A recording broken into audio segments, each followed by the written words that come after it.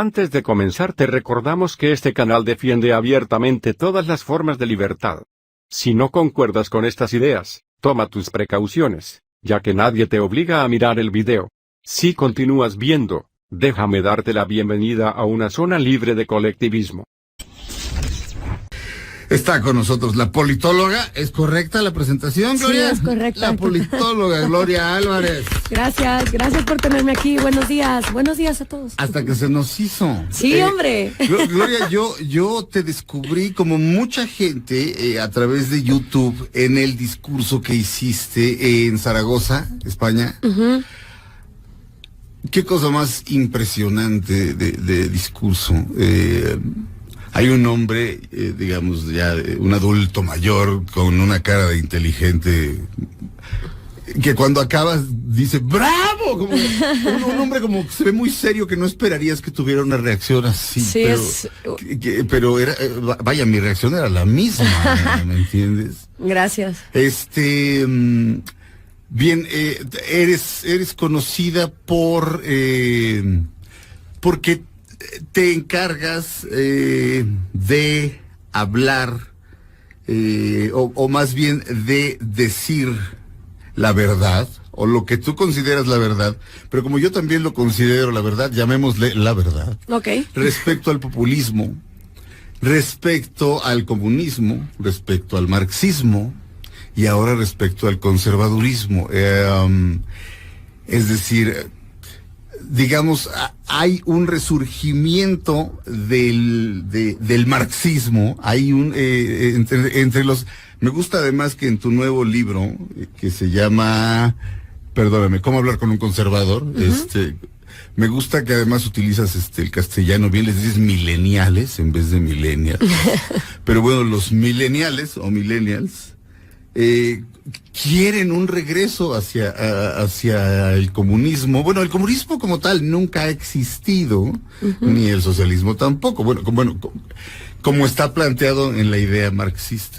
Tienes además un famoso video de YouTube en la que sales además con un gorro ruso, sí, explicando qué es el marxismo y por qué no puede existir. ¿Por qué no le dices a la gente por qué haces lo que haces? No sé si eso te parece una pregunta buena para empezar. Sí, claro que sí. ¿Por qué hago lo que hago? Porque YouTube me dio la oportunidad. O sea, antes de ese discurso en Zaragoza, que fue en el año 2014, yo llevaba 4 años de estar haciendo activismo libertario en Guatemala, en una radio pop y en varios movimientos. Fundé un movimiento de reforestación por el tema del medio ambiente y porque no creo que el gobierno es la solución. Creo que nosotros con nuestras manitas, si tanto nos importa el medio ambiente, podemos hacer algo. Constantemente entregaba políticas públicas, haciendo protestas en el Congreso de Guatemala de cosas que yo creo que hay que cambiar en mi país, y además de eso tenía un programa en una estación de radio que era pop, o sea, no era no era de noticias ni nada que ver, pero como la libertad de expresión es directamente proporcional al rating, en el momento en que se dieron cuenta que hablar de estas cosas daba rating, pues me dieron libertad para poder exponer mis ideas libertarias. Sí. Y entonces, por todo este trabajo me invitan a España, doy ese discurso, vuelvo a Guatemala. Yo no tenía idea que ese discurso lo habían filmado.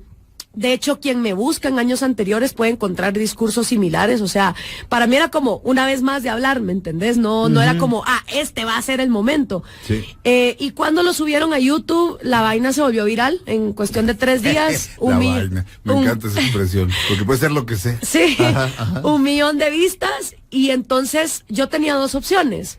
O me encerraba en mi casa y dejaba que la ola pasara, como pasan muchas olas, sí, o era como, bueno, finalmente yo, que era vista como la loca libertaria de la radio en Guatemala, hablando ideas que son utópicas para este país, demasiado extremas para un país que no está preparado, y ahora era como que todo el continente decía, pues tal vez la loca tiene razón. Entonces, en Guatemala todo el mundo puso el grito en el cielo, ¿no? En plan de como, ¿cómo es posible que ahora hay más gente que escucha lo que ella está diciendo? Entonces, mis opciones eran 2. O me encerraba en mi casa, o aprovechaba el momento de decir, ok, tal vez hay una sed por nuevas ideas que no tienen nada que ver ni con el socialismo, pero tampoco con el conservadurismo. Y claro, como me volví famosa criticando al comunismo y al socialismo, que por lo demás lo considero una amenaza mayor que el conservadurismo de derechas o lo que tú quieras, pues obviamente me dediqué los primeros años a frenar ese monstruo, ¿no? Me fui a meter a Venezuela, me metí en problemas con Diosdado Cabello, me amenazaron de muerte, filmé un supermercado en escasez a escondidas, me llevaron gente, me persiguió el SEBIN, en Nicaragua me han metido en el cuartito, Rafael Correa me ha amenazado, o sea, me he metido en broncas heavy. Pero el socialismo también es tan sexy porque también el conservadurismo no ha hecho el trabajo de ponerse al día. Las derechas corruptas latinoamericanas han vendido libre mercado y al final solo tienen mercado para ellos y sus cuates. Entonces, por eso me viene la necesidad de sacar este tercer libro, cuya primera parte dice, no escribas ese libro. De la cantidad de gente que me dijo, no escribas ese libro, no seas tonta, tus aliados naturales son la derecha. Pero claro, en todos estos años la derecha siempre era, ay, qué bonito que criticas a Venezuela, ay, qué lindo que criticas el socialismo. Nomás no digas que eres atea, nomás no digas que quieres legalizar las drogas. Uy, no, ¿qué es eso de que hablas de legalizar la prostitución y el aborto? No, eso está muy feo. Y es como no, o sea, yo soy libertaria, una ideología que se conoce muy poco en Latinoamérica y que choca tanto con el conservadurismo de derecha, porque defiende la libertad individual, y con el socialismo de la izquierda, porque defiende la libertad económica. Entonces, me vi en la necesidad de decir, no me importa, me quedaré sin aliados, y hay varios pensadores que te dicen, preocúpate cuando estás del lado de la mayoría. Cuando estás del lado de la mayoría estás jodido. Entonces dije, pues no, yo la verdad es que por todo lo que he estudiado, por lo que he podido ver, creo que la única manera de que un gobierno funcione es limitándolo a dos funciones, que son seguridad y justicia, y separándolo absolutamente de la educación como de la economía. Y me he dado cuenta que la derecha, a la hora de gobernar, tampoco acaba con ese colectivismo, solo lo usa para sus propios beneficios. Entonces, pues en esas ando. ¿Qué tan efectivo puede ser lo que yo hago? No tengo idea.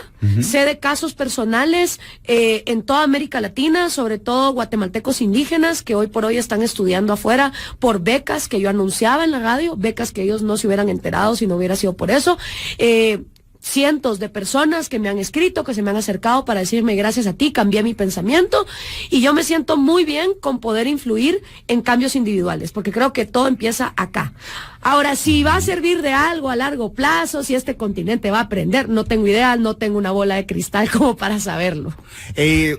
Básicamente, mi vida cambió a raíz de leer a Ayn Rand, como mucha gente, después de leer El Manantial y posteriormente La Rebelión de Atlas, pero el que me cambió fue porque fue el primero, fue El Manantial. La idea de el individuo por encima de la sociedad, la libertad del individuo para hacer lo que se le pegue la gana, siempre y cuando no dañe a los demás, me parece absolutamente correcta, y esto de un Estado acotado a justicia y ¿qué más dijiste? Seguridad y justicia, o sea, tiene que... Y también importante es que toda la cadena de justicia, desde que un delito se comete, un crimen, un asesinato, una violación sexual, un robo, que lo primero que esté bien financiado en el Estado sea que toda esa cadena de justicia, desde que el crimen se comete, llega la policía, vas al juzgado, se encuentra al culpable, o hay una estafa, alguien en un contrato no te cumplió, porque la gente dice, pero es que el mercado libre va a ser un desorden y entonces va a haber injusticia. No, para eso sí está el Estado, para cuando alguien te estafa, para cuando no hay un contrato que no se cumple, cuando hay un robo, o sea, que esa cadena esté muy bien financiada para que tus policías no se sobornen fácil, para que tus jueces no se corrompan o no se intimiden de darle justicia. Yo estoy de acuerdo, y sin embargo, algunas de las ideas que planteas aquí me sacuden, es decir, o sea, lo cual me impresiona mucho, es decir, Gloria, o sea, por ejemplo, hablas como del desmantelamiento del Estado protector, es decir, porque rápidamente un líder con el poder dice, yo los protegeré, yo les daré dinero, yo los cuidaré, y rápidamente eso se puede convertir en una dictadura en 2 segundos. Sí, pero por otro lado, por aquí hay un par de personas sin casa, tal vez haya sido responsabilidad de ellos, pero hay veces en las que sencillamente los químicos que hay adentro de tu cabeza no funcionan como debieran funcionar, pierdes la razón y estás vagando en la calle. Y no es porque de repente dices, porque el libertarismo es, tú tienes libertad, y eso, como bien dices, no garantiza, o sea, que la libertad te vaya a dar la felicidad, porque tú puedes hacer con tu vida, tú tienes la libertad de hacer con tu vida lo que quieras, y con esa libertad también puedes destruir tu vida, pero tienes derecho a destruir tu vida, no que alguien más la destruya por ti. Estoy de acuerdo, pero vamos a suponer que esa persona simplemente tuvo la mala suerte de volverse loca, quedarse sola y estar vagando por las calles. ¿Qué hacemos con ellos? Y te refieres a alguien que lo ves aquí todos los días. O sea que ya en el Estado benefactor mexicano, este cuate vale madres porque está en la calle. O sea, si el Estado benefactor funcionara, ya lo hubieran levantado. Pero asumamos que ese es el mundo ideal. Magnífico, asumamos que el magnífica Estado... respuesta. Gracias, que el Estado benefactor es la mejor opción. Realmente... hay una cuestión acerca de la libertad. La libertad no te garantiza que vas a tomar las mejores decisiones, solo te garantiza que nadie más las tome por ti. Sí. Ahora, una cuestión es las personas que no tienen facultad de usar su razón. Tú sabes que Rand decía que la razón es la mejor tecnología que tenemos los humanos para poder absorber la realidad y tomar mejores decisiones. Ahora, hay una minoría de seres humanos esquizofrénicos, dementes, que no tienen esa capacidad. Esa es la minoría, ¿vale? Ok, ¿qué hacemos con ellos? Bueno, si una sociedad es tan empática y le importan tanto los animalitos, los huerfanitos, los esquizofrénicos y la gente pobre, esa sociedad por sí misma, usando su propio dinero, su propio tiempo, va a venir y se va a hacer cargo de esas personas. Como por ejemplo ocurre en mi país, Guatemala. Si tú en Guatemala vas al hospital público, te morís. O sea, no te atienden. Ni siquiera es como en Europa, donde está la pantomima de que el Estado benefactor funciona. No, en Guatemala directamente te morís. Entonces, ¿qué han hecho las personas de manera individual en la sociedad civil? Han organizado patronatos y ligas del corazón, de la diabetes, del cáncer, del VIH. Y las personas más pobres de la sociedad, incluso teniendo hijos con cáncer terminal, pueden acceder a hospitales que son financiados de manera caritativa y voluntaria por gente individual para que estos niños sean tratados. Es decir, si el problema de tu sociedad es que no es empática y que le vale madres la gente necesitada, no lo vas a resolver con un Estado benefactor. Porque de hecho entonces te viene otro problema, que es el que está pasando en Escandinavia. Los viejitos se mueren solos. El tejido social de la familia, el que los nietos cuiden a los abuelos para digamos, cerrar el ciclo de la vida, eso ya no existe. Y el Estado benefactor hace la pantomima de que funciona cuando en realidad está en quiebra. O sea, los jóvenes europeos que hoy están pagando impuestos, cuando ellos sean viejos, no van a tener acceso a las cosas que están pagando. Pero claro, nadie quiere ver esa evidente realidad, que es que el Estado benefactor está en quiebra. Segundo, es mucho más caro. Es mucho más caro que si tú agarras tu propia plata y ayudas al esquizofrénico que ves en la esquina, o ayudas a la madre necesitada que te da, digamos que te da lástima, que tiene 5 hijos y que el marido la abandonó. Es decir, mi cuestión es, si realmente tu sociedad está preocupada por los problemas de los más necesitados, no necesitas la pantomima de un gobierno que encima, entre lo que parte y reparte, siempre se queda con la mejor parte. Cuando tú directamente das dinero, tú directamente puedes ver a dónde fue ese dinero. En cambio, cuando pagamos impuestos, el gobierno agarra un gran barril, se roba hasta el 90%, como pasa en mi país, en educación y en salud, y solo tira las migajas. Y siempre está la excusa de, no, pero es que sin Estado no habría educación. Y si nos vamos al tema de la educación, no es educación, es adoctrinamiento marxista. O sea, cuando tú ves que todas las escuelas y todas las universidades en América Latina, todas, sin excepción, tienen un auditorio Lenin, un busto a Carlos Marx, un pasillo Ernesto Che Guevara, esa vaina no es casualidad. Eso es estrategia. O sea, cuando algo se repite 1, 5, 10, 15 veces en todas las universidades, en todas las escuelas. En todas las universidades públicas. Exacto. Supuesto. No, y espérate, porque ahora las privadas también. Porque ahora en las universidades privadas de los niños fifís, como es el caso aquí, por ejemplo, de la ITAM, te sale un Antonio Antolini, ¿no? Diciendo que es socialista, pero socialista caviar, ¿no? Es un pobre imbécil ese hombre, pero en fin. Pero nos está pasando eso. O sea, también ahora en la educación privada, lo cool es ser progre, lo cool es ser chairo. Entonces tienes a las universidades estatales adoctrinando con resentimiento a masas que aprenden a odiar al empresario.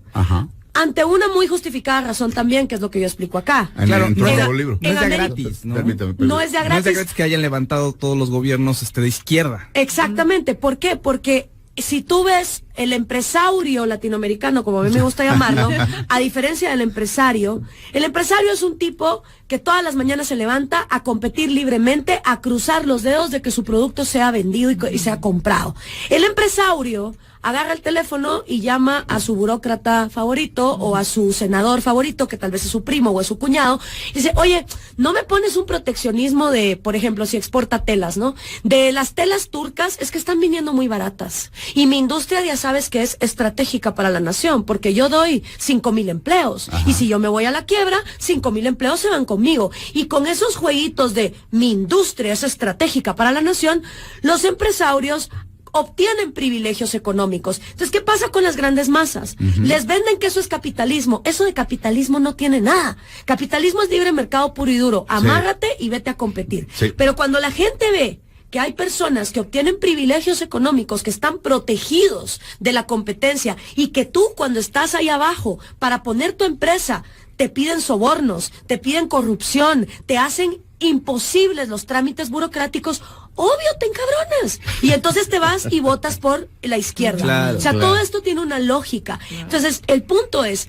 tenemos estados benefactores o beneficencias para el propio Estado, porque al final el único que se beneficia es el Estado, por ese miedo que se le ha vendido a la gente de que sin gobierno la sociedad va a ser apática. Mira, si tu sociedad es apática y si realmente tu sociedad le vale madres que haya niños desamparados o huerfanitos o esquizofrénicos, entonces tu sociedad está podrida. Y eso no te lo va a componer un Estado benefactor, eso te lo compone la ética y los valores que se enseñan en casa. Y ahí es por lo cual la educación tiene que ser libre, porque si está en manos del gobierno, pues el gobierno te va a educar para adoctrinarte a ser un borrego que cree que solo con el gobierno sales adelante. ¿Me explico? ¿Cómo se ha adoctrinado en Cataluña a odiar a España? Exacto. Desde hace 20 años, entonces ahora hay adultos que detestan España y bueno, los separatistas catalanes, que son gente verdaderamente asquerosa, solo los separatistas. Dime una cosa, todos somos egoístas. De hecho, creo que es el nombre de uno de los capítulos. Y bueno, Ayn Rand tiene un libro que se llama La virtud del egoísmo. Y sí, todo lo hacemos de manera egoísta. Es decir, a ella le decían, ¿usted ama a su marido? Claro. Pero ¿y usted quiere que su marido esté bien? Claro. ¿Pero por mí? Claro. O sea, ¿usted mantendría a su marido? Seguramente has visto esa entrevista con Donahue. ¿Usted ama a su marido? Claro. ¿Lo mantendría? Claro. Pero porque yo quiero, porque yo lo quiero para mí. Cuando se te muere un ser querido, lloras por ti. Ahí hay un egoísmo. Y ya citas a alguien en el libro, no recuerdo a quién, pero la frase es absolutamente brillante. No es tuya la frase, el libro está plagado de frases brillantes tuyas, les digo que tengo subrayado casi todo el libro, pero la frase dice, el panadero no hace pan porque tiene una necesidad enorme de que todo mundo coma. El que hace cerveza no tiene una necesidad enorme de que todos beban, no, quiere ganar dinero. Exacto.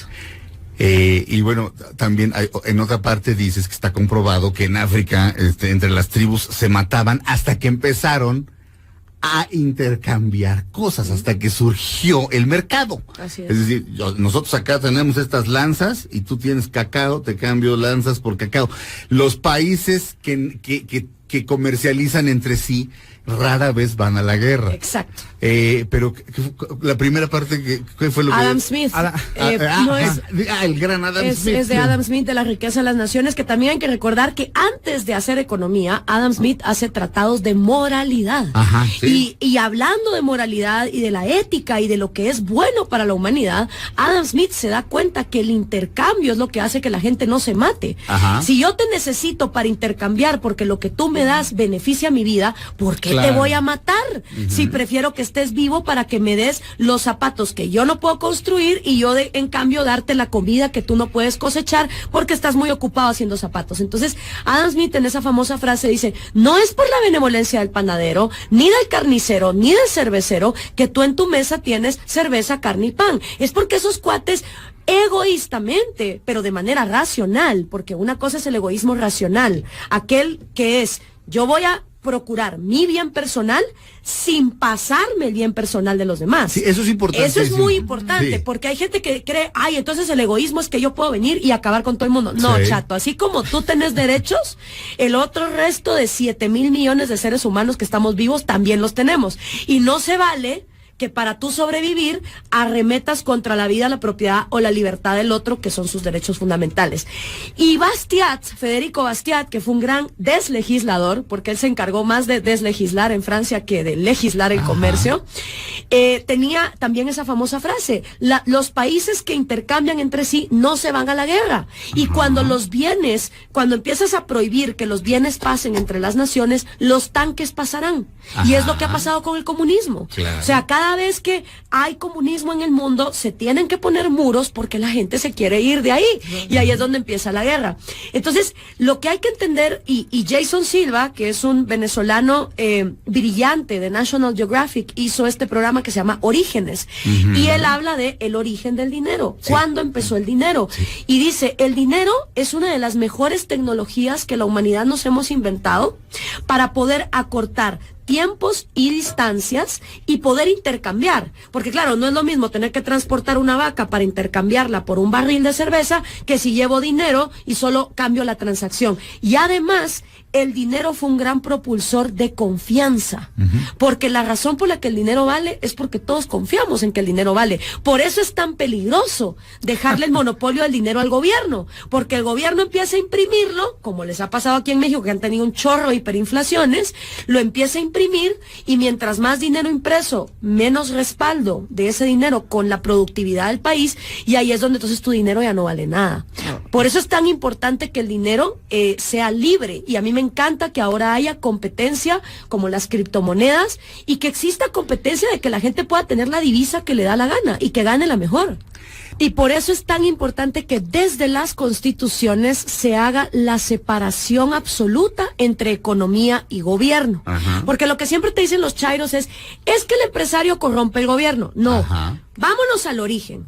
Si yo soy un empresario y ando buscando privilegios y llamo a mi senador o a mi diputado y le digo, oye, ponme un proteccionismo. Pero el cuate me dice, brother, lo siento, constitucionalmente no tengo el poder legal de emitir leyes económicas. Entonces, en ese momento, por más que el empresario haga berrinche, patalee, quiera mandar a matar al político, no va a haber poder legal que ese gobierno pueda tener para otorgar privilegios. Muy bien. Ahora, ¿qué implica esa separación absoluta entre gobierno y economía? Implica que el gobierno no tiene que ser dueño de ningún recurso, ni del petróleo, ni del subsuelo, ni del agua, ni tampoco de venir y decir, este producto sí entra, este producto no entra, a estos productos les vamos a poner un impuesto, a estos no, porque con esa discrecionalidad que nos viene heredada desde la corona española, ¿no?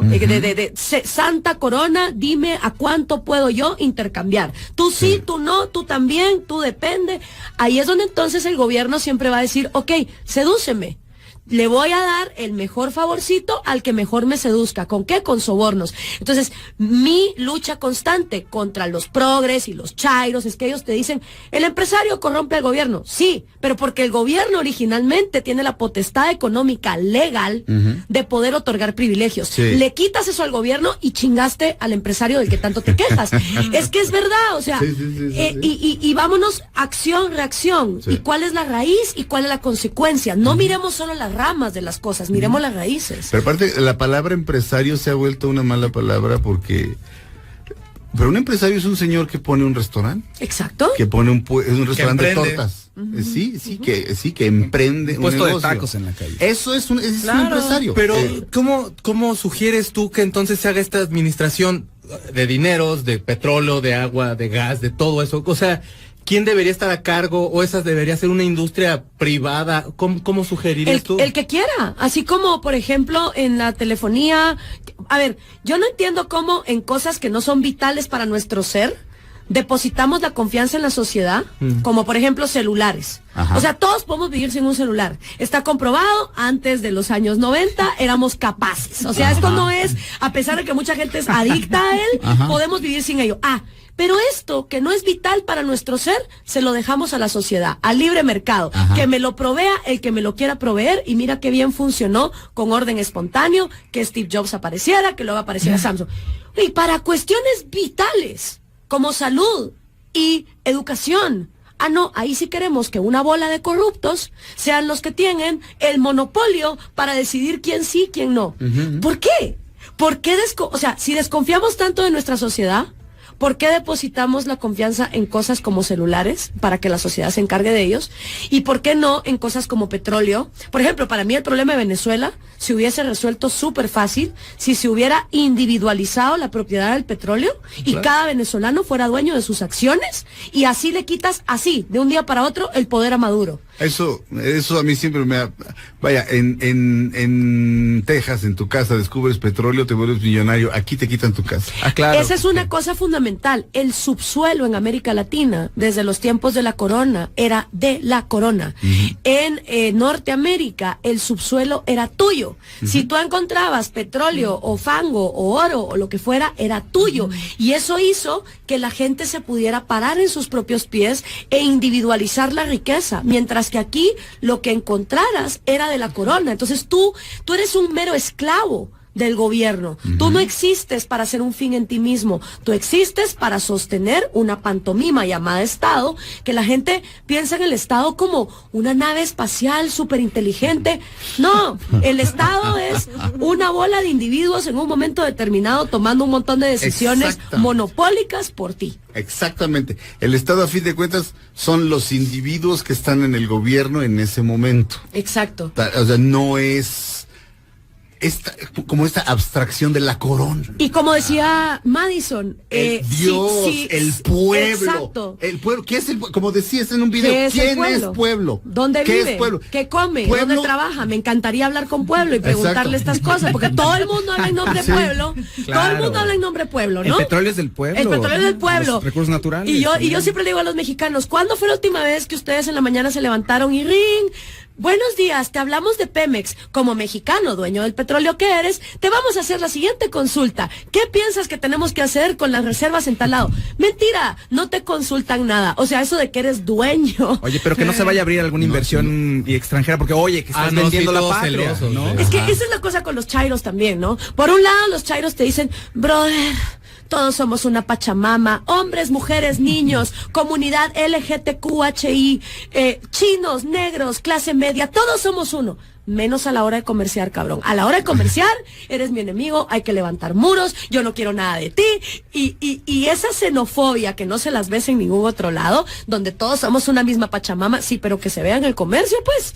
O sea, ¿por qué nos deberíamos de dividir entre gringos, chinos, africanos, si al final todos vivimos en un mismo globo y nos pudiéramos beneficiar? O sea, si realmente a mí me importa acabar con la pobreza en Guatemala, ¿qué más me da que el guatemalteco prefiera comprarle a alguien de Timbuktu que a alguien de Japón, si al final los productos que le está dando son más baratos? La plática se ha puesto buenísima, y a Gloria le preguntaba, acaba de escribir un libro que se llama, ¿cuál es el título exacto del libro? ¿Cómo hablar con un conservador? Diferencias entre liberalismo y conservadurismo. Exactamente, ¿cómo hablar con un conservador? Ella escribe este libro y la gente, bueno, quería escribir este libro y la gente le dice, no escribas este libro, porque a la gente de derecha le encanta cuando hablas mal del socialismo y cuando hablas mal del marxismo y de los progres y por supuesto, dice, pero Tú, Gloria, apoyas la legalización del aborto, la despenalización de las drogas. No crees en Dios, eres atea, Gloria. Sí.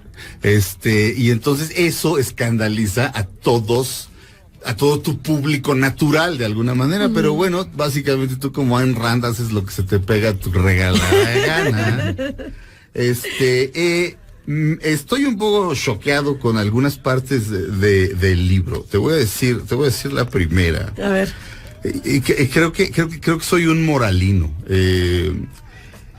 Dices que cuando en la Declaración de Independencia de los Estados Unidos dice, Checo, por favor. Sostenemos como evidentes estas verdades, que los hombres son creados iguales, que son dotados por su creador de ciertos derechos inalienables, que entre estos están la vida, la libertad y la búsqueda de la felicidad. Bien, Gloria escribe basándose en un autor llamado Harari, que dados los descubrimientos que hemos hecho respecto a nosotros como seres humanos a nivel biológico, ¿sí?, entre otros aspectos, la declaración debería decir, sostenemos como evidentes estas verdades, que todos los hombres evolucionaron de manera diferente, es decir, no somos iguales, está comprobado.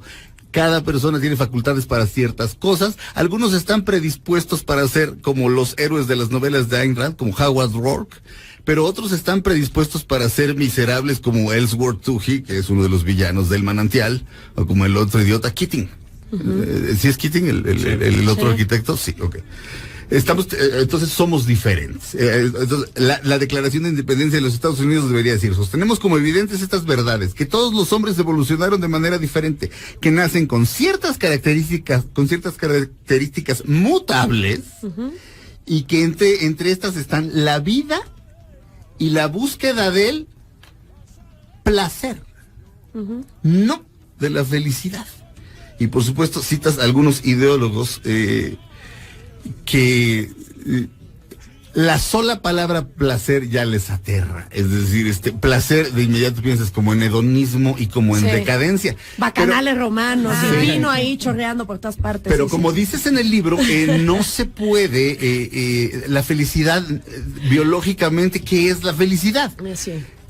El placer sí se puede definir de esa manera, entonces, pero ¿a qué te refieres? A ver, yo pongo este ejercicio no porque yo crea que la Constitución gringa hay que reescribirla, sino porque Harari lo que dice es, si nos vamos a la biología, esto es lo que hay. Ahora, el mismo Harari dice, el hecho de que la biología nos dé estos descubrimientos no quiere decir que los derechos de los humanos o la búsqueda de la felicidad no sean importantes. Claro. Lo único que quiere decir es que eso es algo que es producto de nuestra mente, como también producto de nuestra mente es la música, las matemáticas, la física, o sea, la racionalización. Invenciones humanas. Las invenciones humanas. Entonces, lo que Harari dice es, si nos vamos a la mera biología, esto es lo que la biología nos enseña. No fuimos creados, todos evolucionamos de manera distinta.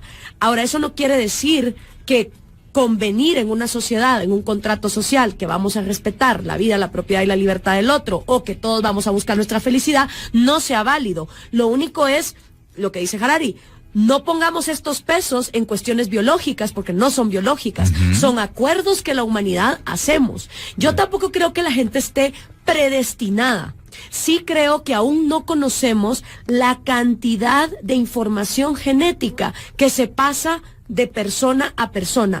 O sea, si leemos neurociencia, si leemos a Steven Pinker, si leemos a Carl Sagan en Cosmos, entonces el punto es, no le deleguemos a la biología cosas que no son de la biología. Sin embargo, la genética, hoy por hoy, por ejemplo, tú te puedes sacar tu mapa genético, yo lo hice, y te dice de dónde vienen tus ancestros, te dice si puedes padecer de Parkinson, de Alzheimer, de qué tipos de cáncer, si te vas a quedar ciego, si no te vas a quedar ciego, hasta por qué tienes o un piquito en el cabello o no lo tienes. O sea, es impresionante. Y yo creo que aún todavía no sabemos cuántas cosas no físicas se pasan de generación en generación. Por ejemplo, mi abuelo fue radioaficionado. Tengo una tatarabuela que fue actriz de teatro, que hasta está en Wikipedia la señora, y estuvo aquí en México, y Porfirio Díaz la fue a ver en el teatro. ¿Se llama? Se llama Luisa Martínez Casado. Era cienfueguera de Cuba. Muy bien. Y a ver, mucha gente me dice, wow, qué talento el que tienes para pararte en las tablas y hablar las cosas.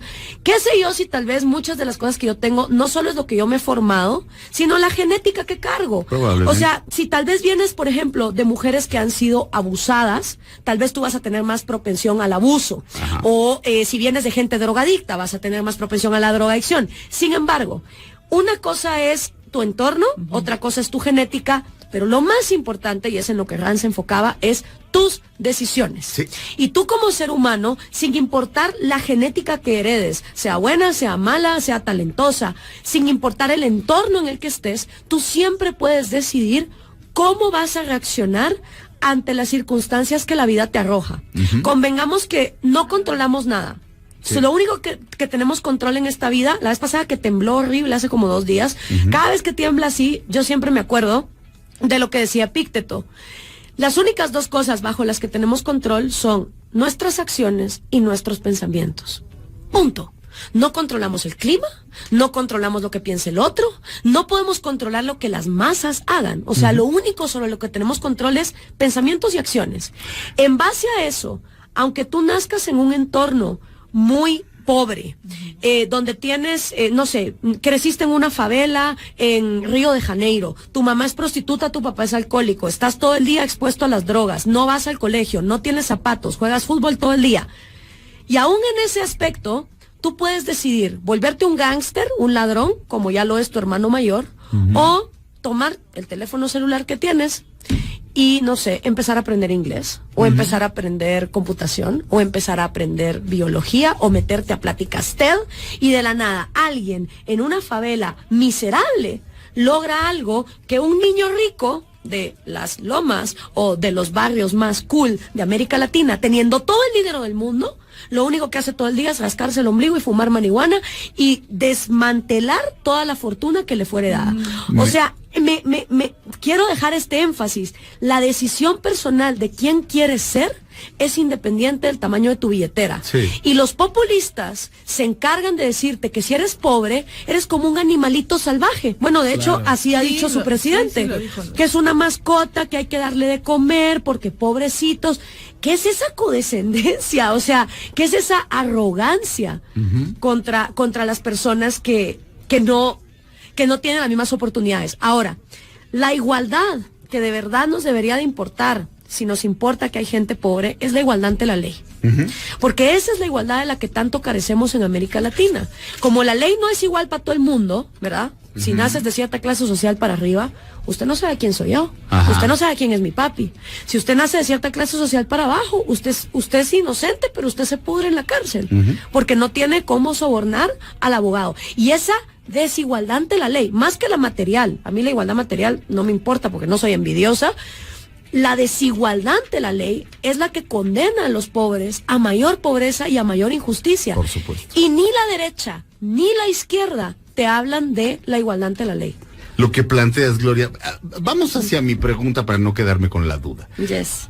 Ayn Rand dice, todo mundo es egoísta. Y de hecho a ella también le decían, como a ti te dijeron no escribas este libro, a ella también le decían, usa otra palabra. El egoísmo está precisamente relacionado con alguien malo, y dice, no, precisamente quiero resignificar la palabra y no la voy, o sea, esa es la palabra y no la voy a cambiar, cuando pudo haberla cambiado, ¿no? Sí. Pero si todo el mundo es egoísta, en el mejor sentido de la palabra, es decir, Ayn Rand decía que moralmente tu obligación más grande es tu felicidad, es decir, Sí. lograrte a ti mismo como ser humano, y decía que eso se obtiene a través del trabajo. Sí. Claro, de un trabajo que ames, y así. Howard Rourke como arquitecto. Te voy a hacer una pregunta. Si todos somos egoístas, ¿por qué alguien tendría la caridad de hacer un hospital? ¿Y por qué alguien tendría, si a la gente que quiere el poder le conviene la ignorancia, por qué harían universidades? Bueno, habría que preguntárselo a los Rockefeller, a los Bill Gates, a los grandes millonarios, a Oprah, que han donado miles de millones de dólares. Una vez están aposentados en la mayor de las riquezas, lo que más satisfacción les da es regalarlas. Y fundan universidades, y fundan hospitales, y regalan su dinero. Habría que preguntarles qué los llama a eso. Yo en lo personal he fundado un movimiento de reforestación de mi dinero, de mi bolsillo, porque pensé, ¿qué le puedo dar a la humanidad que le sirva a todo el mundo por igual? Árboles. Todos respiramos, negros, chinos, gays, conservadores, hasta chairos. No hay mejor caridad en la que yo pueda invertir que en árboles. Y la satisfacción personal que me dio es que estaba haciendo algo que a mí me conviene. Claro, o sea, la satisfacción era egoísta. Mira, hay un capítulo de la famosa serie Friends, donde Joey y Phoebe entran en un debate durante todo el episodio, porque Phoebe, que es muy hippie, muy rollo, le dice, no, Joey, no todo es egoísmo. Hay acciones que nosotros hacemos por el bien de los demás, aunque sean nuestro sacrificio detrimental. Y Joey le dice, bueno, muéstrame una. Y se pasan todo el episodio Phoebe haciendo cosas donde al final Joey le dice, no, ves, aquí recibiste un beneficio por esto.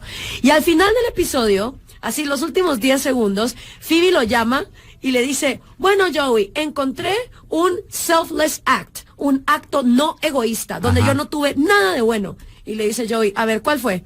Acabo de dejar que una abeja me pique. Y Joey le dice, acabo de dejar que una abeja me pique. Me dolió un chingo. ¿A mí en qué me qué satisfacción me pudo dar eso? Ninguna, le dice. Y entonces viene Joey y le dice, sí sabes que la abeja después de picarte se murió, ¿verdad? como terminándole de demostrar que no hay ningún acto que al final no vaya a ser por tu beneficio. Obviamente esto, estoy ejemplificando esto para decir que al final todo lo que hacemos es por nuestro beneficio personal. Y no solo eso, una sociedad llena de parásitos, sin amor propio, sin autoestima, que no tienen intereses personales, es una sociedad putrefacta, donde todos están viendo cómo se cargan al otro para beneficiarse del otro. En cambio, una sociedad llena de personas con amor propio, con intereses propios, con personas que estudian, que trabajan, que se dedican en cultivarse a sí mismos como individuos empoderados, es una sociedad llena de ingenieros, de artistas, de médicos, de psicólogos, de panaderos, de cerveceros, donde todos se benefician. O sea, a mí no hay mejor cosa que me pueda convenir que cada mujer guatemalteca y cada hombre guatemalteco se ame a sí mismo, se quiera a sí mismo, invierta en su educación, se pare en sus propios pies, porque eso va a significar que no solo no van a ser un parásito para mí, no van a ser un parásito para su sociedad. Entonces no hay cosa mejor para la sociedad que estar plagada de individuos egoístas con intereses personales y amor propio. Y además te voy a decir otra cosa. A Ayn Rand, la neurociencia, el coaching y todas estas nuevas cosas le están dando la razón. Yo ahorita estoy sacando un curso de ansiedad no correspondida, se llama. Cualquier persona que haya estado en una relación tóxica, se lo súper recomiendo. Es de una psicóloga que se llama Vanessa Baumart. Y cuando yo empiezo a escuchar a Vanessa hablando de las relaciones tóxicas y por qué las mujeres inteligentes y empoderadas caen con estos tipos zánganos que no están emocionalmente disponibles, ella te dice, olvídate del patán, vámonos a ti, ¿cuáles son tus intereses? ¿Qué es lo que a ti te conviene? Entonces ahora, toda la ola del siglo XXI, en el coaching, en el empoderamiento, no solo en el trabajo, sino psicológico, de tú como individuo, como mujer empoderada, como hombre empoderado, a lo que te llama, no esa sacrifícate por el otro. Ay, no, te llama, ámate tú, que cuando tú te ames y tú te respetes, los demás te van a respetar. Y me leí también otro libro que se llama, porque me encanta leer de sexología y de relaciones interpersonales y de psicología, donde, no me acuerdo ahorita el nombre de la autora, pero decía, un día entré a mi casa muy triste porque venía de pelearme con un novio y entonces estaba mi mamá ahí y le digo, mamá, es que la verdad es que nadie me respeta. ¿Por qué nadie me respeta? Y le dice la mamá, porque tú no te respetas. El famoso cliché, ¿no? Pero le dice, ¿qué significa que yo no me respeto? Y le dice, la primera señal, hija, de que alguien se respeta es que no se rodea de personas que no la respetan. O sea, tú darte a respetar es empezar a sacar de tu vida a la gente que te humilla, que no te trata bien. Eso tampoco significa que te rodees de aduladores, sino de gente que te dé la justa medida, lo que llamaba Aristóteles la amistad. Entonces, todo, Sergio, nos está llevando a pensar que las sociedades más nutritivas y más sanas son las que tienen individuos que ante nada tienen intereses personales, gente que se para en sus propios pies, que no es parásita de los demás. Sí. Y todo esto, respétate a ti mismo, quiérete a ti mismo, justamente lo que el socialismo, el fascismo y todas las religiones organizadas te dicen, el sacrificio es el valor máximo. Exacto. Y hay una frase en el manantial que dice, y fue inútil, como todos los sacrificios. Exacto. Y te piden tienes que sacrificarte por el pueblo, por la causa, porque esta vida nada más estamos aquí de paso, aquí tienes que joderte, después hay una vida padrísima. Sí. Aquí mata infieles y después va a haber 72 vírgenes. Eso también es lo que yo hablo aquí en El Conservador, porque a nosotros este tema del sacrificio en América Latina no solo nos viene por el marxismo, nos viene por el catolicismo. Por supuesto. O sea, yo fui católica 22 años de mi vida y de verdad. A mí me llevaban a misa todos los domingos, estuve en colegio Opus Dei, recé el rosario, me leí la Biblia, me sé por qué dicen que los gays deberían de vivir en abstenimiento, por qué masturbarse es pecado, todas esas cosas. Pero el peor de los daños que te hace el catolicismo es que te dice que ser pobre es una virtud. Ajá. O sea, todos los pobres, no importa, ¿te acuerdas lo que te decían los niños en las favelas, no? Unos pueden decir ser gángsters, no importa si decides ser gángster. Como eres pobre, ya eres virtuoso. Bienaventurados los pobres. Bienaventurados los pobres. Y mientras más pobres seas en esta tierra, más grande va a ser tu parcela en el reino de los cielos. Haz de cuenta que mientras más miserable seas aquí, más grande tu mansión, con cancha de tenis, o sea, ni las narcomansiones se van a comparar a lo que vas a tener tú del otro lado. En cambio que si eres rico, no, si eres rico eres un desastre. Ajá. No importa si eres un rico empresario que realmente se fajó o si eres un empresario. No, todos los ricos son malos y todos los pobres son buenos. Un rico que nos dio cosas como Steve Jobs o como, digo por poner, o como Bill Gates. Sí. ¿No? Esos, lo que dices aquí, hablando de tu libro anterior, de cómo a los que les gusta el comunismo, obviamente porque no viven en países comunistas, pues protestan a través de un iPhone, claro, que lo inventó un empresario. Y en Twitter, las cuentas de Twitter somos el grupo marxista-leninista en Twitter. En Twitter. ¿Te puedes quedar otro bloque? Sí, ya se va a quedar el programa. ¿A quién no le ha pasado que pides un café y nunca queda exactamente como te gusta? Y eso que es muy difícil encontrar un café tan rico y a un gran precio. Pero eso ya se acabó.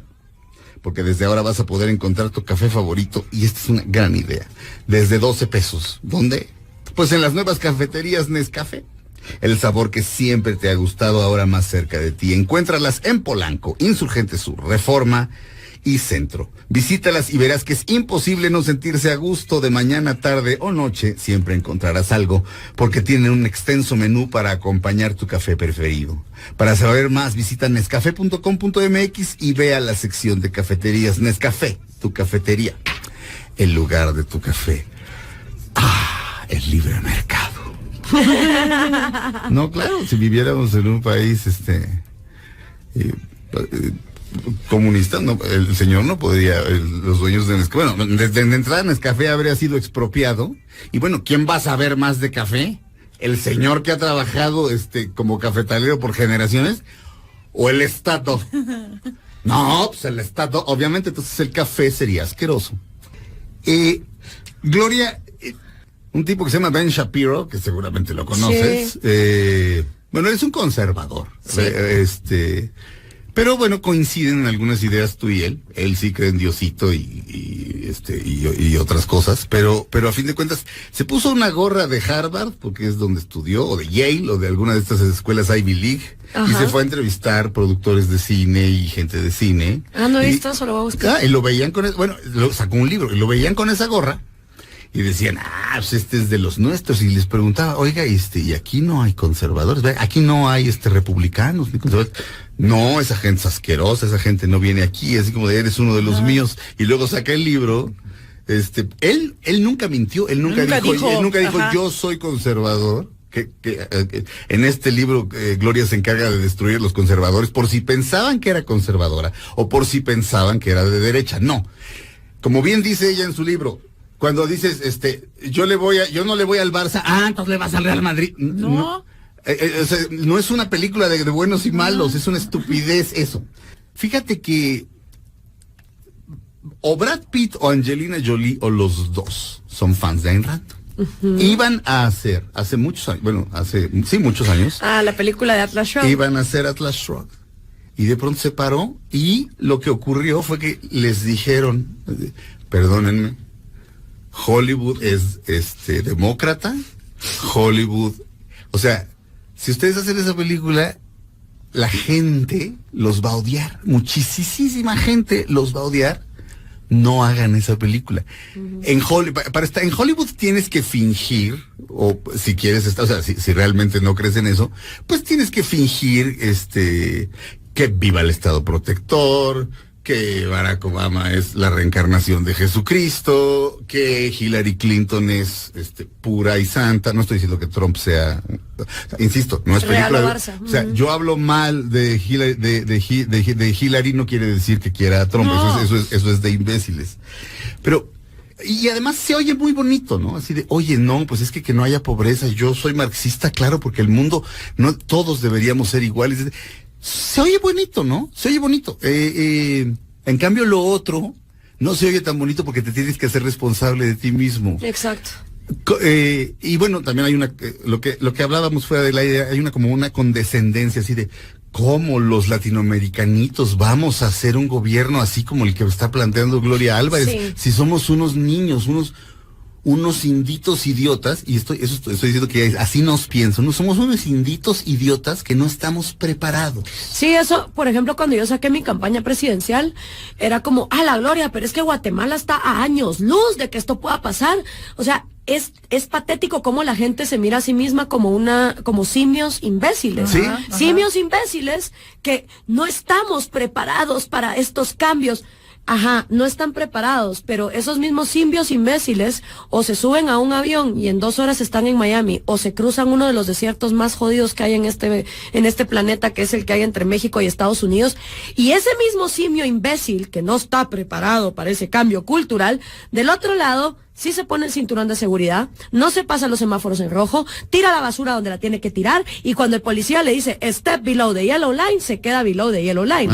Entonces, ¿cómo es posible que ese mismo simio imbécil que no está preparado para estas reglas, en cuestión de horas, estando en otro contexto, sí las respeta? Lo cual te quiere decir que la cultura se acopla a lo que el entorno ofrezca. Claro. Por ejemplo, en la época del Renacimiento en Europa, cuando el catolicismo te perseguía por ser científico y la reforma protestante estaba iniciando, Venecia y Ámsterdam surgieron como paraísos de la libertad, a donde se fueron a mudar todos los homosexuales, los artistas y los científicos y los comerciantes.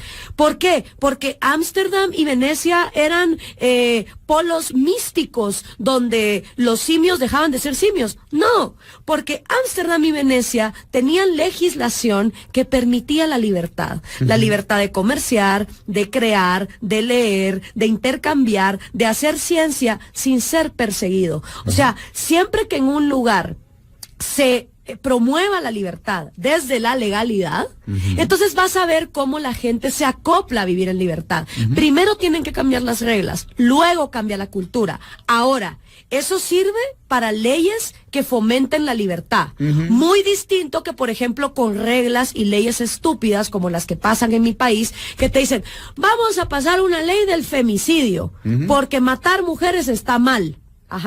¿No dice ya la Constitución que matar está prohibido? Y entonces que ahora matar mujeres es doblemente prohibido y matar ancianitos, ¿no? O cuando te dicen, vamos a hacer una ley antimaras, ¿saben? Las maras, ¿no? Vamos a hacer una ley antimaras porque qué feas las maras.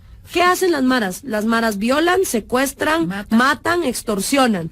Todos esos delitos ya están penados por la ley. ¿Para qué jodidos vas a hacer una ley antimaras? Entonces, a lo que voy es, cuando la legislación permite la libertad va a surgir y la cultura se va a acoplar. Sí. Ahora, cuando desde la legislación tú querés oprimir ciertos aspectos culturales, no lo vas a lograr. Y esa es una gran diferencia que sí quiero dejar clara, ¿no? Muy bien. Cuando yo te descubrí, al igual que millones de personas, en el discurso que diste en Zaragoza, España, pero dices del populismo, que el populismo es de izquierda y de derecha. O sea, Bolsonaro, los libertarios, dice Gloria que hay conservadores disfrazados de libertarios, o sea, lobos disfrazados de ovejas. Sí, la libertad, sí, pero permiten dictaduras como la de Pinochet y permiten dictaduras como la de Bolsonaro. Pero dices, el populismo es, y esto es fundamental para México hoy por hoy, el atajo por el cual prometer lo que es imposible. El populismo juega con la necesidad para imponer una dictadura. Es decir, el líder supremo, el presidente Andrés Manuel López Obrador, promete cosas que financieramente son imposibles. O sea, es como si yo te digo, Gloria, te voy a comprar mañana un Lamborghini. No tengo el dinero para comprarte un Lamborghini. Se oye divino, ¿no? Si yo supiera que tú amas los Lamborghinis y quisiera yo conquistarte, te digo, te voy a comprar un Lamborghini. No, ¿sabes qué? Hoy no se pudo, pero te tengo ahí, Eso es el populismo. Sí. Y la amenaza populista crece y crece y crece y crece. ¿Qué se puede hacer? Digo, obviamente, es una pregunta bastante tonta. ¿Qué se puede hacer? Bueno, lo que tú estás haciendo. Sí, es la batalla de las ideas. Pero tengo la sensación de que vamos hacia un retroceso tremendo. Es así de, no, yo esto ya lo viví, perdóname, en los 70s ya estaba, o sea, López Obrador es como López Portillo, pero con pelo, hay una película muy buena que ahorita acá, yo juro que quien la hizo es porque está tratando de que la gente que no se acuerda de los 70s y los 80s se llama Las Niñas Bien, y es cabal de la época de la hiperinflación y de la corrida de los dólares aquí en México, y cómo las niñas bien de Polanco y de las Lomas se quedan hasta sin agua, pero tienen que andar fingiendo que todavía siguen en sociedad.